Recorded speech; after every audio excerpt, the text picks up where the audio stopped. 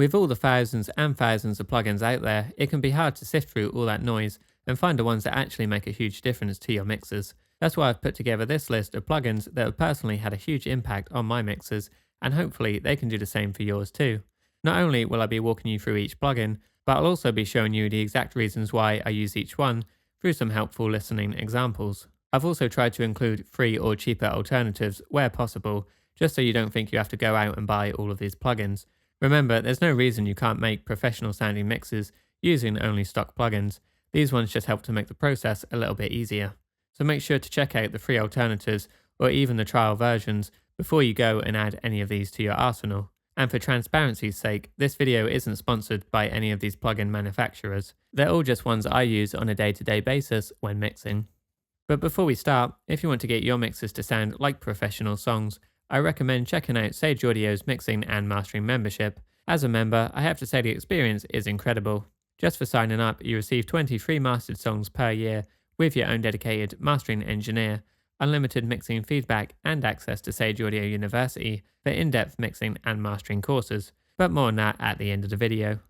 Plugin 1 is Slate Digital's FG Grey, which is their recreation of the classic SSL G-Series Master Bus compressor. Adding this plugin to my go-to Master Bus chain was one of the biggest improvements I heard as a mixer. I tend to mix through a specific chain I've developed over the course of many years of working on my own and other people's music, so I've really become so used to the sound of this compressor on my entire track that I'd hate to mix without it on. It's a pretty straightforward layout and everything is clearly labelled and easy to use. If you're just getting started with using more analog modeled compression plugins, this type of VCA compressor is a good place to start. There's no confusing things like the backwards attack and release controls on an 1176 to be found here, and they've even added labels to indicate where the fast and slow settings are for each knob. I tend to use this a lot on bus groups when I'm mixing, as it does a great job at gluing tracks together.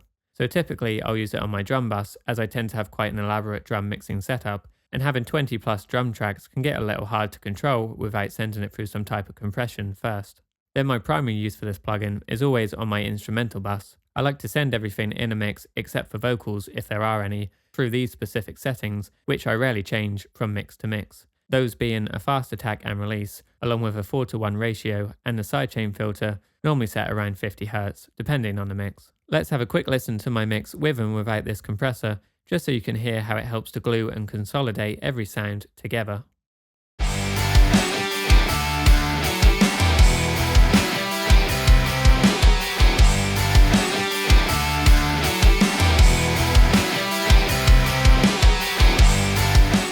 If you'd like a free alternative to this plugin, I'd recommend checking out Buster SE by Analog Obsession, which I believe is modelled off the same type of compressor as the Slate Digital one, or even just giving those compression settings a try on your stock compressor, as that's really what's making the biggest overall difference here.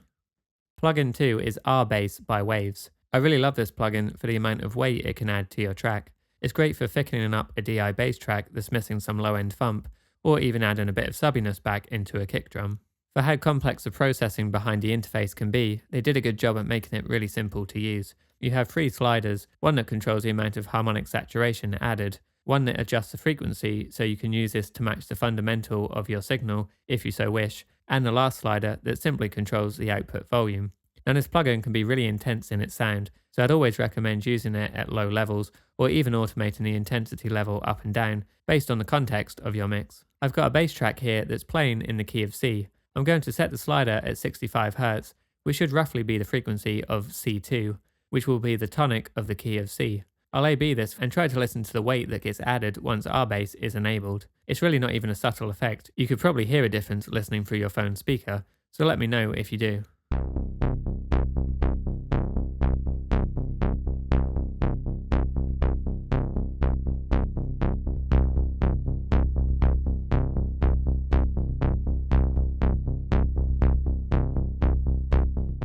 If you'd like a free alternative to this plugin, you could consider another one by Analog Obsession, which is called Lovend. Plugin 3 is Metric AB. This one really helps keep me on track when mixing, thanks to a ton of great built-in features. For example, you have up to 16 slots for reference tracks, all of which can be gain matched to your mix at a click of a button. I personally find the filter section really useful for when I'm doing what I call advanced referencing. where you analyze a reference mix, but you're digging into the specific frequency areas of the mix more so than just a broad overview of the entire sound. So for instance, say I want to have a closer listen to the low end of one of my reference tracks, I'll simply click the bass button here, and this will automatically solo out the low end of the track. Another section I think is incredibly valuable is this little row of buttons that can be found under the meters. If you're at all familiar with Plugin Alliance's BX Solo, this is essentially that within Metric AB. So it gives you the ability to solo out the sides of your mix, listen to the left or right channels in isolation, or collapse the entire mix down to mono. These again help with that idea of advanced referencing I mentioned earlier. You can find a lot of production tricks hidden when listening to your favourite mixes this way. For instance, maybe you didn't notice how your favourite producer adds a sub bass to the chorus of their mix, but when you use the mono button, this is much easier to hear. This plugin is a little hard to find anything that covers all the features and is also free, so instead I found a few plugins that can handle the functions I use the most within Metric AB. So as I mentioned, you can pick up BX Solo by Plugin Alliance for the channel soloing feature, and mCompare by Melda Production can cover quite a few features that Metric AB does at a lower cost.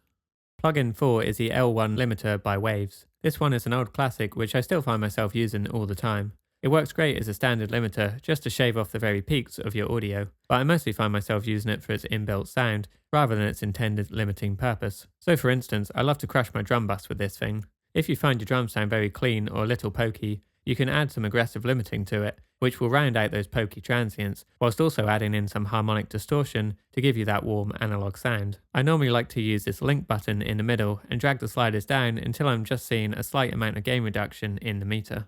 Then I'll take the threshold slider and pull this down until I start hearing the transient soften and the distortion being added. I don't really have a set amount of gain reduction to aim for, but it's usually around -5 or -6 on this meter. Take a listen to the before and after on my drum bus with and without this aggressive limiting applied.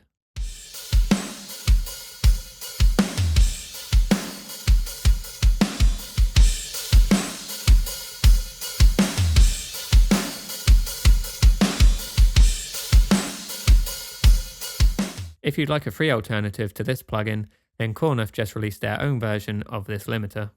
Plugin 5 is TrackSpacer. It's one of my favourite tools for quickly fixing frequency masking. What's great about this plugin is that you can place it on your problem track, set up a sidechain for the track you want to affect, and the plugin will react to the signal in real time. So a common example of where I'd use this would be on my guitar bus to help my snare drum cut through more. Snares can easily get obscured by lots of guitar tracks in the mix, so using TrackSpacer here is always one of my go-to moves. I can place it on my guitar bus, send a snare drum to this track via a sidechain, and now TrackSpacer will carve out space in my guitar tracks every time the snare plays.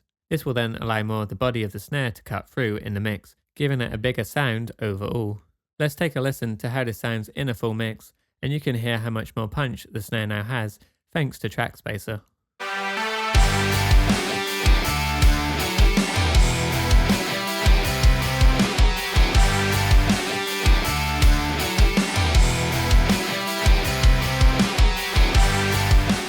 This one is again a little hard to find an exact alternative to. Duck by Devious Machines can do a similar thing at a lower cost than TrackSpacer, or even using a free dynamic EQ like TDR's Nova could also work with the sidechain function. As I mentioned earlier, if you want to get your mixes to sound like professional songs, I encourage you to check out Sage Audio's mixing and mastering membership. As a member, I have to say the experience is incredible. Just for signing up, you receive 20 free mastered songs per year with your own dedicated mastering engineer, unlimited mixing feedback and access to Sage Audio University mixing and mastering courses, which include start-to-finish walkthrough sessions for various genres and 35 multi-track sessions for hands-on practice. This platform is supported by their thriving community and tight-knit network of audio engineers. Every day I see and hear great wins in the membership from both new and seasoned engineers, noticing a huge improvement in their mixes and masters after joining. Right now, you can join the Sage Audio membership with a 70% discount using the link in the description. So join today and start creating mixes that sound like professional songs.